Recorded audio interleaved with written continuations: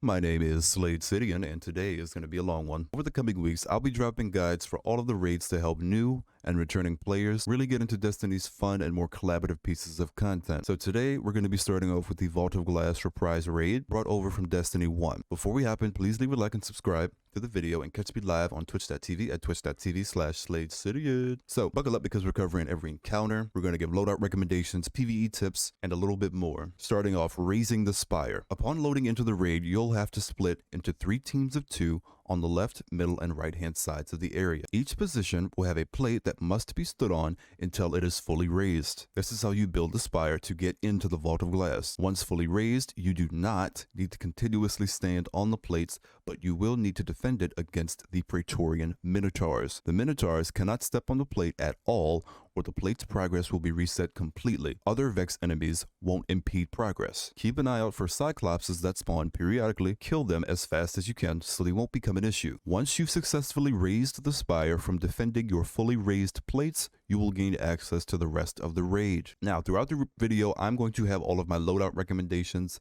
scattered throughout my explanations and at the end of each encounter.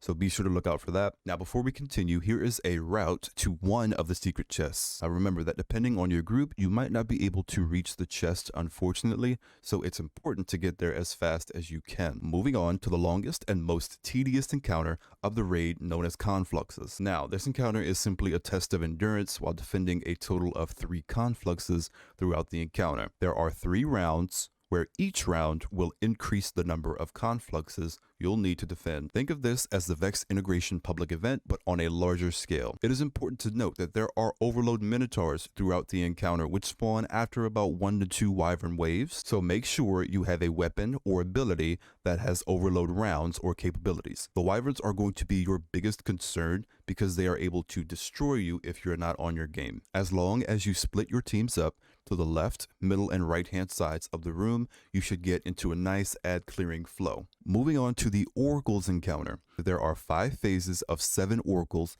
you'll have to shoot in the correct order to complete the encounter. The first phase will have you shoot 3 Oracles in the order in which they spawn. Each phase will increase the number of Oracles needed to be shot by 1 until the fire team will have to shoot all 7 Oracles in a single phase.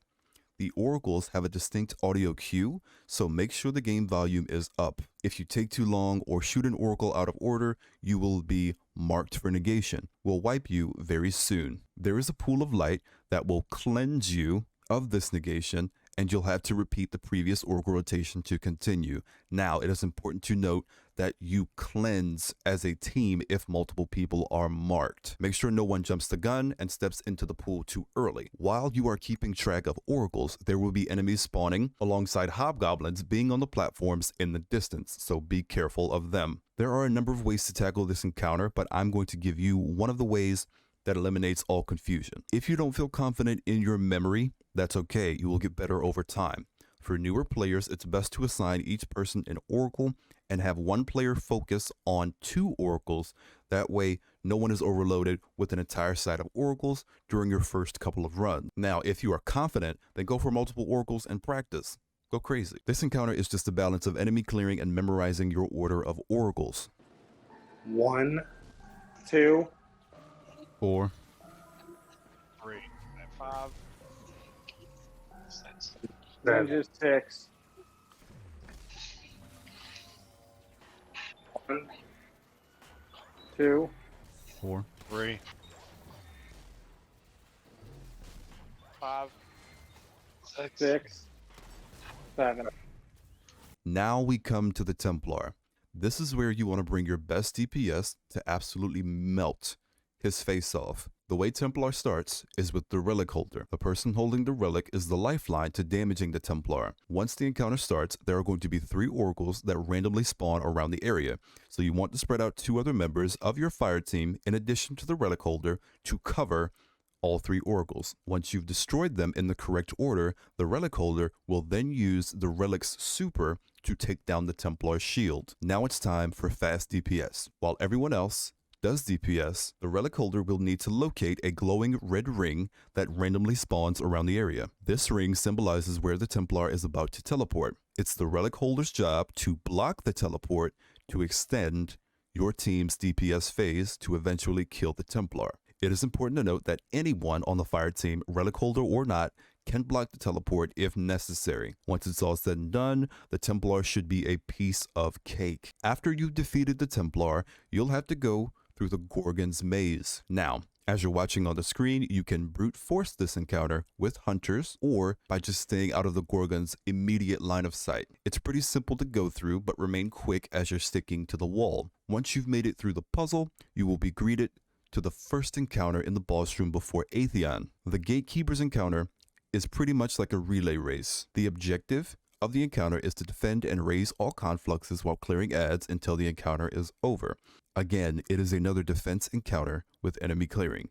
How we run the relay race is as follows. 2 players must raise and defend the plates on the left and right hand side to open the portals. The left portal leads to Mars and the right portal leads to Venus. There will be overload champions, so be sure those defending the plates are properly equipped. The other 4 players will be running the relay. 2 players will start off on Mars and Venus and go into their portals to defend the confluxes inside. 1 of the 2 remaining players on the outside will start off with the relic.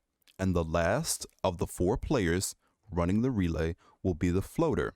The 2 players inside their portals will call out if they have a shielded Minotaur or Wyvern. Once called out, the player with the relic will go into the portal with the shielded Minotaur and kill it as fast as possible. Once killed, the relic is passed off to the person that was already in Mars or Venus, and now they must head out into the main room and pass the relic off to the first floater, which then the floater goes into the opposite portal that the first relic holder went into. The same rotation occurs of swapping jobs and the relic to create a relay. Once 3 Minotaurs are killed between each of the portals, a giant conflux will spawn in the main room, and all of you will have to defend the new conflux to finish the encounter. Finally, the last encounter is our big Vex friend Atheon. Make sure you have a long-ranged weapon in your inventory paired with good weapons for boss DPS. The encounter starts off with you waiting for Atheon to teleport 3 random people to Mars or Venus. Once teleported, those people will call out where they were teleported to, so the remaining 3 players with Atheon in the main room can open the correct portal for those players to come back into the main room later. First, for the teleported players, you will have to shoot 3 oracles in the correct order as fast as you can for 3 sets. There are a total of 6 oracles, 3 close and 3 far, left, middle, and right that could appear randomly. Now, you can run to the opposite side of the map and turn around upon being teleported to focus on the oracles from far away, or you can also stand in the middle of the area where the ads spawn and have a person on enemy clearing while the rest focus on oracles from a closer distance. Next, 1 person on the outside must call out each set of oracles properly so that the teleported players on Mars or Venus can shoot them in said correct order. I'd recommend staying in the middle so that the teleported players won't miss out on crucial DPS time when they enter the main area. After 3 sets of 3 oracles are shot, 9 in total, you will get a buff called Time's Vengeance that lasts 30 seconds. Once everyone who has teleported comes back out into the main room to join the remaining players, this is the window to DPS Atheon. While damage occurs, Atheon will give a random person a debuff called Imminent Detain, which gives said person 5 seconds to get away from the rest of the team to avoid wiping. You will be caught in a Vex detainment bubble that will wipe the encounter if everyone is caught, so be mindful. Also, it is important to note that if you are teleported, the relic holder must cleanse their teammates upon coming back into the main room for the damage phase, or else your screens will continue to grow black by being marked by the void.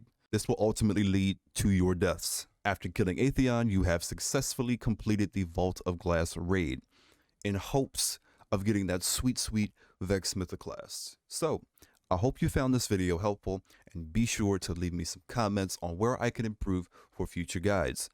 With that being said, I will see you in the next one.